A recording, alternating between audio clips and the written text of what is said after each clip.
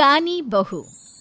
किशोरी लाल जी के बेटे राघव की शादी की बात जगह जगह चल रही थी, लेकिन किशोरी लाल जी को कोई लड़की पसंद ही नहीं आती थी। और उसकी एक ही वजह थी, किशोरी लाल जी का लालची होना। उनको लड़की वालों से मोटा दहेज चाहिए था और इसी चक्कर में एक दिन वो एक बहुत पैसे वाले के घर अपने बेटे का रिश्ता लेकर पहुंचे। उस आदमी का नाम था ओम प्रकाश। देखिए किशोरी लाल जी, मेरी एक ही बेटी है और मेरी सारी संपत्ति जायदाद सब कुछ मेरी बेटी नैना का ही है। पापा, नाम से लगता है बहुत खूबसूरत होगी। कितना अच्छा नाम है ना, नैना। ओ, वैसे बात तो सही है आपकी। अब इतना पैसा है, जमीन जायदाद है, इकलौती बेटी, आप भी क्या करेंगे? सब कुछ उसे ही देंगे ना। बिल्कुल ठीक पहचाना आपने।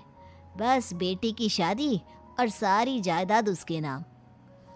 पापा, बिना देखे हाँ कर दीजिए ना। इतना अच्छा रिश्ता फिर कहाँ मिलेगा? माला माल हो जाएंगे हम। मैं अपनी बेटी को बुलाता हूँ।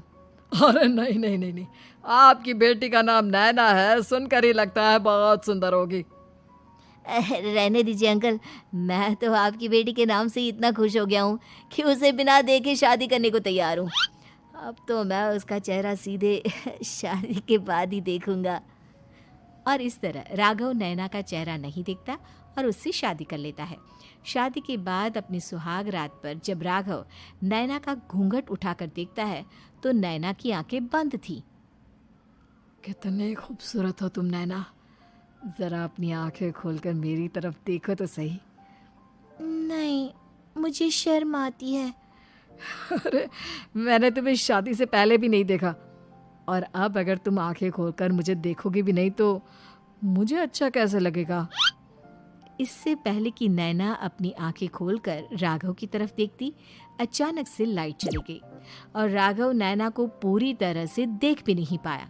अगली सुबह नैना राघव के लिए नाश्ता बनाकर लेकर आई। अरे ये क्या, आधा पराठा सेका हुआ है और आधा बिल्कुल कच्चा।